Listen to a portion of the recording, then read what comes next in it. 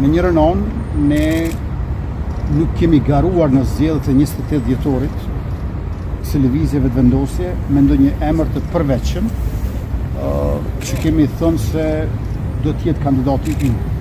Pra lëvizjeve të vendosje nuk e ka një antar me libresë partije që synon të bëhet president. Por njësoj vlen edhe për dy partitë e tjera të mëdha tradicionale, PDK-n edhe LDK-n, që u konfirmua edhe nga takimi mbrëmshëm që kisha me kryetarin e PDK-s Bedri Hamzën dhe sot me kryetarin e LDK-s Lëbir Abdixhi. Pra, ne si parti politike nuk kemi pasur kandidat nga radhët tona. Andaj në vijim ose duhet të gjejmë një emër të përveçëm që na garanton të jenë së paku 2/3 e deputetëve të tillë që qëndrojnë në sallë dhe votojnë duke përzgjedhur një emër të përveçëm në fletë votim që e hedhën në kuti, më së largu me 4 mars, ose është tjetra që subjektet politike merren vesh me njëra tjetrën për rrugën përpara. Tash në mandatin e kaluar i kemi 57 përkatësisht 66 si shumicë, po 80 që është larg. Nuk është 5, po është 14. Dhe 14 me kush që nuk mungon asnjë. Aty vetëm njëri nëse mungon, automatikisht shkojmë në zgjedhje. Prandaj realisht për të pasur sukses zgjedhja e presidentit, shfaqet e nevojshme që t'i kemi diku 83-45 deputet. Jo 80 ose 81, sepse është rrezik i madh që mungoj 1 ose 2 edhe se del do të shkosh në zgjedhjen pret. Prandaj na duhet një shumicë që i afrohet 85, më shumë se sa që ngelet të 80.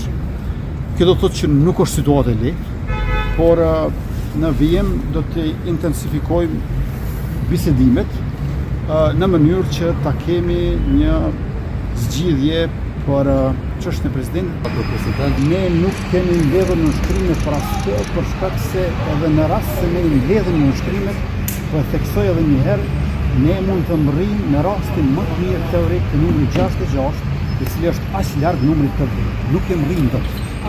Prandaj kot ne mund të nxjerrim kandidat.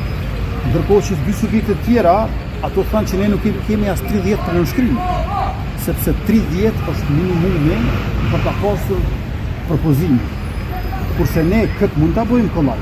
Ne në fakt mund të bëjmë edhe 2 kandidat. Nuk për 66 që shumë larg numrit 80.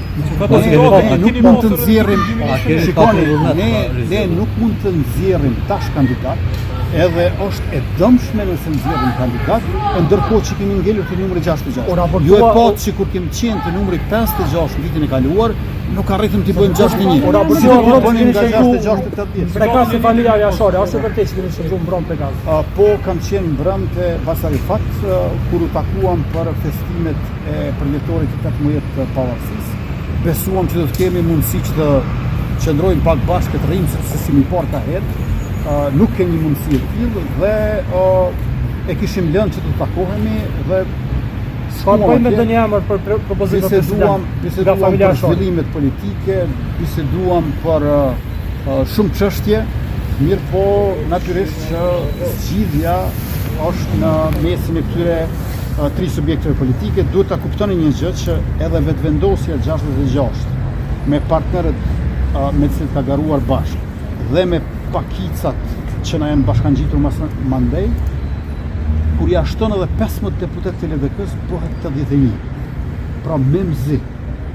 Edhe 81-shi nëmë kupton që bash asnjë deputet, as i vetvendosjes, as i LDK-s, as i pakicave nuk bën të dështoj. Ose, e thënë më saktë mund të dështoj 1, po jo 2. Prandaj edhe vetvendosja me LDK-n nuk është një formulë e sigurt që ne ta tejkalojmë këtë çështje dhe të mos detyrohemi të shkojmë sërish në zgjedhje. Dhe ky emër tjetër, edhe nëse i ka të gjithë të vetvendosjes, edhe nëse i ka të gjitha të pakicave që më votuan mua, pra jemi 14 numra larg, e 14 numra nuk merren një nga një të partitë tjera, por merren marrëveshje me partitë tjera. Këtë nuk i kemi arritur ende, por mua, ajo çka më bën optimist, është konstruktiviteti i atmosferës në këto takime, fakti që e kuptojmë plotësisht njëri tjetrin dhe në të njëjtën kohë që nuk shoh zell, gatishmëri, natyrisht që ne në politikë edhe shkojmë në profesorata të reja, sepse këtë punë bëjmë, po nuk shoh zell për zgjedhje të reja. Pra gatishmëria natyrisht që ekziston, edhe të PDK-dhe të reja, nëse do të përshkojnë zgjedhje të reja, edhe do të vendosen ato zgjedhje të reja. Por zell për zgjedhje të reja nuk shoh, dhe kjo është gjithashtu një e përbashkët që kemi